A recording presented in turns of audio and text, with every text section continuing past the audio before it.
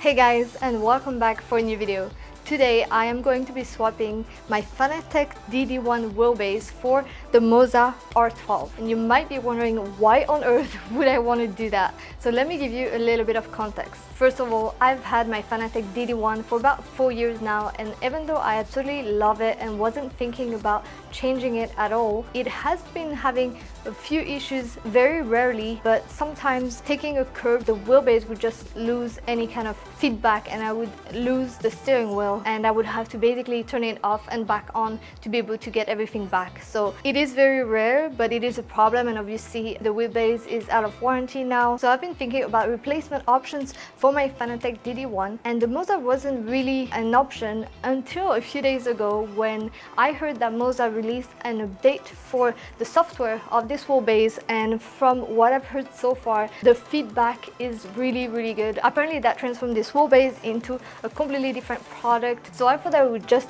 give it a try and use the opportunity to just review it in details and tell you guys all about it, see if it's even worth it. Obviously I know it's not going to be the same thing as my DD1. The DD1 is 20 Newton meters of torque and it comes at a price. This version is not available anymore, but the DD Plus that is now on the Fanatec website is still $1,000.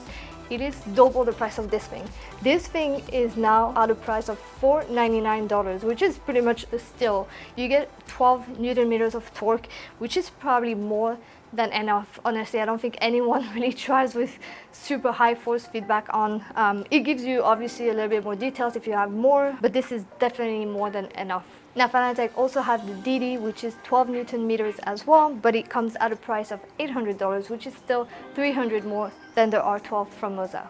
So in order to compare this to my Fanatec to see if it's a viable option to replace it, there is no other way than installing it and testing it out on this rig. So that's what I'm going to be doing today. I'm going to start by removing all my Fanatec gear that I have here. That includes the Club Sport V3 pedals as well. I'm going to replace that as well with the MOZA, just so that I can have the full MOZA experience on this rig. And at the end of the video, I'll decide if I want to keep this on my rig or if I switch back for my Fanatec gear. But that's enough talking, I better get to work.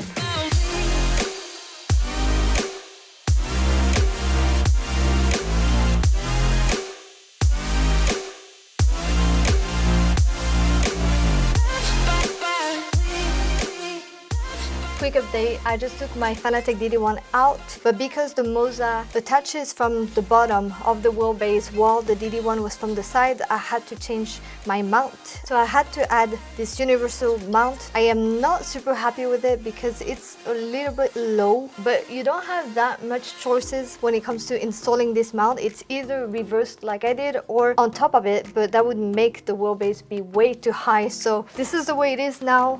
I'll show you when I put the wheelbase on it. This is pretty much how it fits, and as you can see, it's not too bad, but it's slightly lower than I would like. The steering wheel itself is a little bit large as well, larger than the Fanatec F1 that I have, so it's definitely a little bit different, but I think it should work.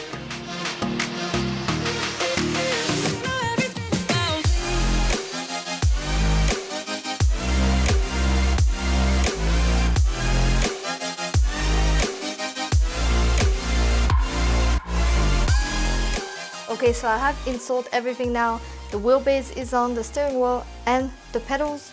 So next step is going to be connecting all of the cables and give it a first try.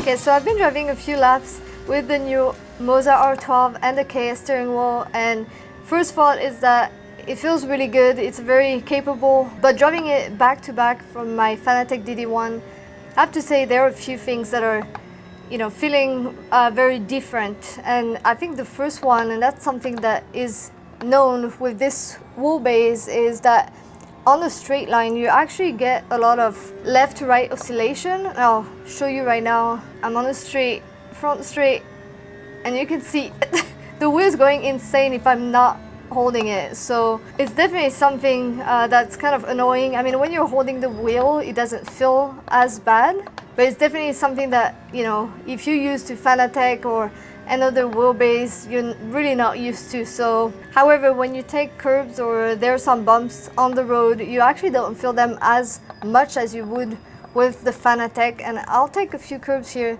try to show you, like, those are pretty high curves that with the Fanatec you would really feel the strength of the torque. And it's the same when you take a fast turn where you would usually get high G-forces. You don't really feel that torque, you don't really feel the wheel that's like fighting you as much. So that's definitely something that I hope improved with the new firmware. So now that I've tried the wheelbase in its default setting, I'm going to install the new firmware and see how much the force feedback changes on the R12. Here we are in MOZA PitHouse. At the time of the recording of this video, the firmware was still in beta, so I had to enable beta access in the software. To do this, you simply go to the System Settings section and click the Experimental Function tab. There you'll be able to enter a code to enable beta access. I used this one, which was available through MOZA's Discord. Then go to the cloud icon with the firmware updates and you'll be able to upgrade to version 1237. Note that this upgrade is currently only available for the R12. Alright, so I'm about to go on track for the first time after updating the firmware for the wheelbase, so let's see how different it feels. So I just did a couple of laps and I have to say that the difference is definitely noticeable. You don't expect much, honestly, from, you know, firmware update, and I wouldn't really have expected much, but I have to say it is different and I can definitely feel like the force feedback. It actually feels a little bit more like my Fanatec gear was feeling, which obviously I like better like that. I think it's a little bit more responsive, a little bit more accurate, a little bit faster, even though it is pretty hard to tell, to be honest. Now, one of the other things that MOZA did this upgrade for was the problem with the straight line oscillation of the wheel. So I showed you earlier in the video how the wheel was going insane on the straight line if I wasn't holding it. So I'm gonna try that again now and see what happens. And it's insane, the difference. Look at that, it's actually not moving at all. That's so much better. That is definitely a big change, and I'm so glad they did that because that was so annoying. Definitely wasn't a natural feeling having to kind of like hold the car on a straight line that much. Okay, so driving here and taking the curves, I always wish there was a little bit more force feedback still, more feeling from the curves. I know in the MOZA PitHouse that there is a lot of settings for the wheelbase and how you want to feel the torque and the force feedback. Now I really want to see if I can make those curves a little bit more noticeable, so I am going to jump into MOZA PitHouse and change a few settings. Okay, so I am within the MOZA PitHouse right now. You can see it's the beta version, the 1.2.7.5. I am going to go to the settings for the wheelbase. So there's a lot of like usual settings that you can change. You have the basic settings, the advanced settings, where you can change the torque limit, the natural inertia, the wheel friction, the damping as well, which for now, because I am trying it out, I'm just leaving it to the default setting. But what I am very interested in is the force feedback effect equalizer. It gives you the option to basically change the force of the effect, the percentage of the effect, depending on various situations. The wheel body bumps, you can see they're at 100%. And then you have curb effects, ABS vibration, then higher speed curb effect, grass effect, sand effect. So I think I have to increase the curb effects. I'm gonna put everything at least at 50%. Okay, we'll see how that feels. That should be better. And then you can also change the force feedback curve. For now, it's just a linear curve, but you can choose for an S-line, inverted S, exponential, or parabolic. For now, I'm gonna stay on the linear. So let's see what happens.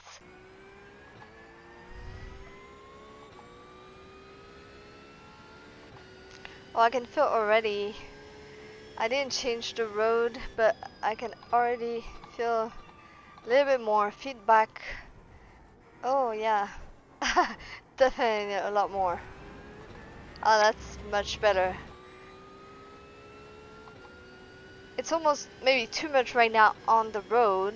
I didn't think I increased that by much.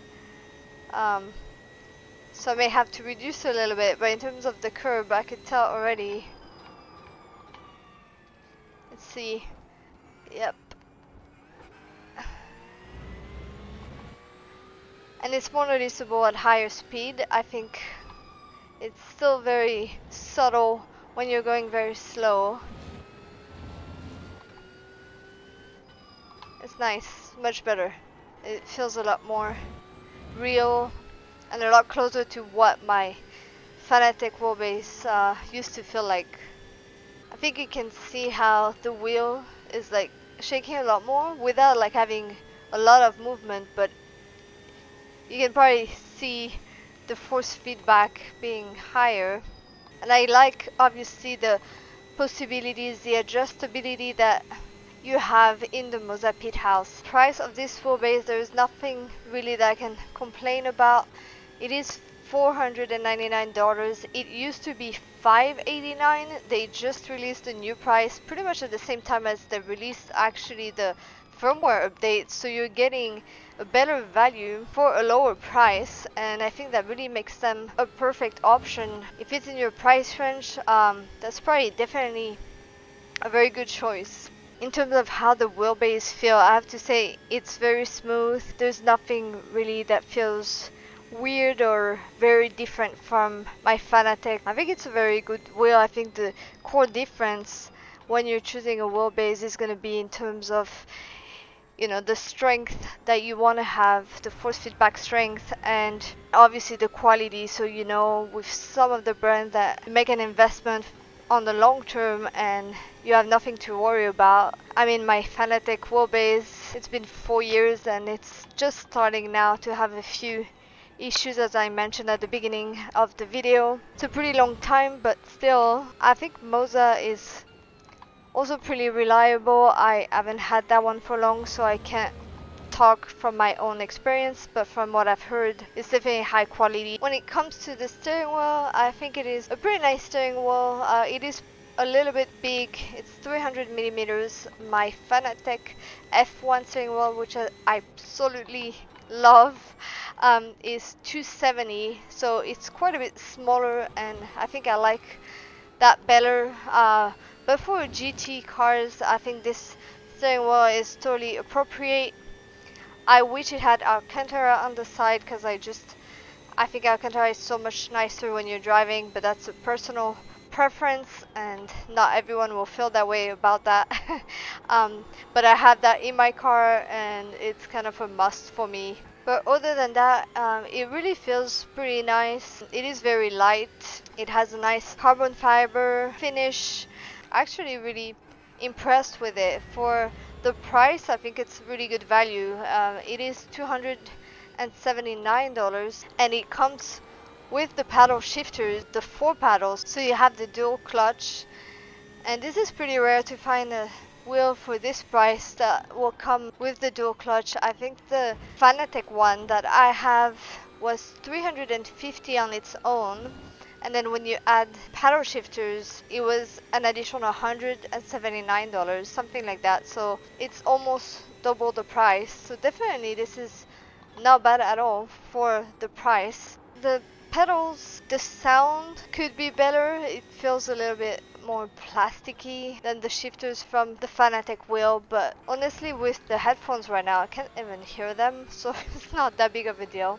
Now when it comes to the pedals, I have to say they feel really good. They feel very similar to the Fanatec Club Sport V3 that I have been using. I think they feel and they look sturdier and a little bit more refined, I think, than the Fanatec ones. They come at a price of $459.